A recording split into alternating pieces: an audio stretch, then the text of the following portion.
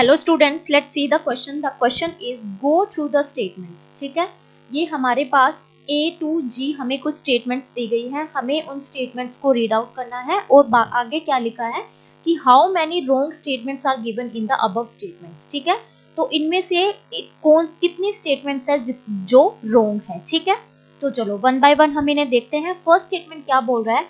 The graphical representations to calculate the probability of all possible genotype of offspring in a genetic cross was developed by the Gregor Mendel. ठीक है, तो ये वाली statement बिल्कुल correct हो जाती है बेटा.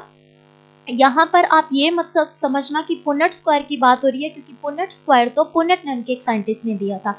यहाँ पर बात हो रही है प्रोबेबिलिटी की, और ये प्रोबेबिलिटी की जो जीनोटाइप्स की जितनी पॉसिबल प्रोबेबिलिटीज बनती है, ये बात ग्रेगर जॉन मेंडल ने ही दी थी. ठीक है, अपने डिफरेंट क्रॉसेस किए थे और उनके बेसिस पे ये बात बोली थी. तो ये स्टेटमेंट हमारी बिल्कुल करेक्ट है.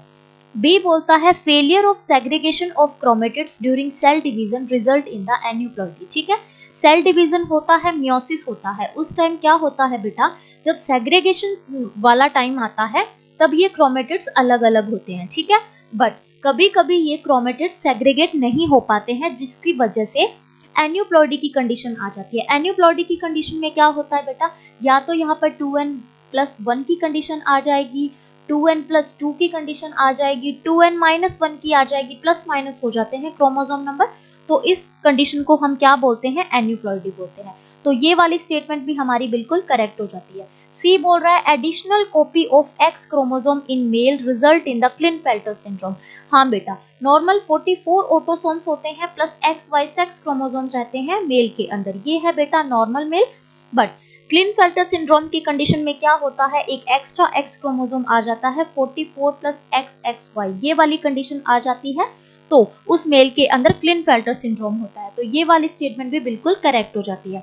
डी बोल रहा है closely located genes in a chromosome always assort independently resulting in the रिकॉम्बिनेट्स.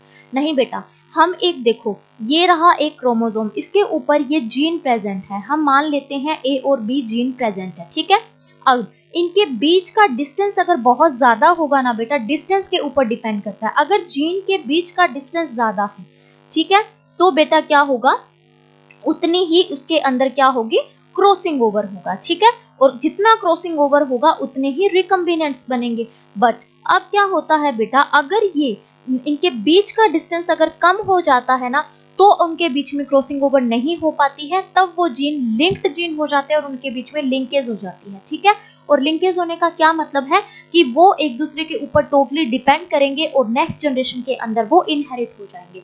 तो ये वाली स्टेटमेंट हमारी यहाँ पर गलत है, क्योंकि ये बोल रहा है कि जो क्लोजली लोकेटेड जीन्स है उनके बीच में क्रॉसिंग ओवर हो रही है, ना तो वो इंडिपेंडेंटली असोर्ट हो पा रहे हैं और ना उनके बीच में क्रॉसिंग होगी, ना ही रिकम्बिनेंट्स बनेंगे.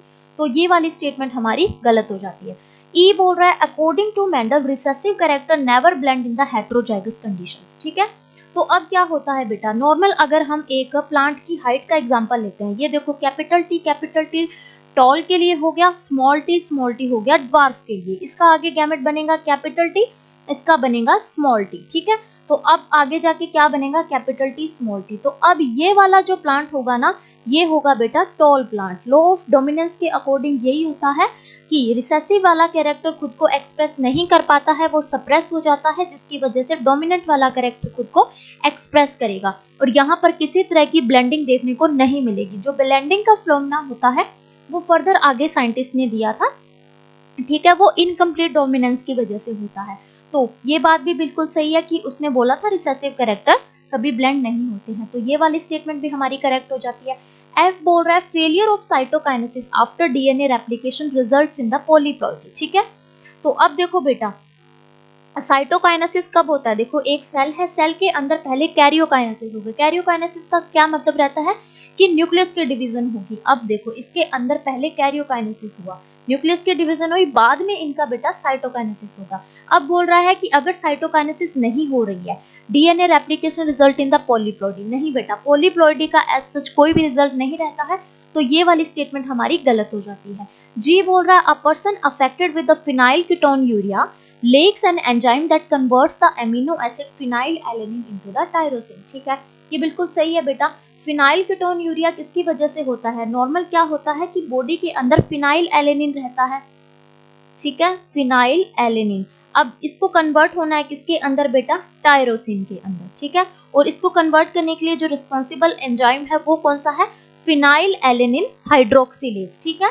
तो अब क्या होता है कि उसके अंदर फिनाइल एलेनिन हाइड्रोक्सिलेज की डेफिशिएंसी आ जाती है, जिसकी वजह से ये जो फिनाइल एलेनिन है वो टायरोसिन के अंदर कन्वर्ट नहीं हो पाता है। तो उसकी वजह से ये जो फिनाइल एलेनिन है बहुत ज़्यादा अमाउंट में बॉडी के अंदर डिपॉजिट हो जाता है और टायरोसिन की डेफिशिएंसी आ जाती है, जिसकी वजह से फिनाइल कीटोन्यूरिया होती है। इसे हम शॉर्ट फॉर्म में PKU बोलते हैं। तो ये वाली स्टेटमेंट बिल्कुल करेक्ट बोल रहा है कि किस एंजाइम की वजह से? फिनाइल एलेनिन हाइड्रोक्सिलेज की वजह की डेफिशिएंसी की वजह से क्या होता है? ये इसके अंदर कन्वर्ट नहीं हो पाता है। तो ये वाली स्टेटमेंट भी हमारी करेक्ट हो जाती है। अब बोल रहा है हाउ मेनी रॉन्ग स्टेटमेंट्स, तो इनमें से जितने हमने स्टेटमेंट्स अभी पढ़ी है उनमें से कितने स्टेटमेंट्स गलत है? तो 2 ही गलत हैं, D और F स्टेटमेंट्स गलत है। तो उसमें देख लेते हैं, A4 ये गलत हो जाता है, 3 ये गलत हो जाता है, 2 ये बिल्कुल सही है और ये भी गलत हो जाता है। So option number C is the correct option. Thank you बच्चों एंड ऑल द बेस्ट।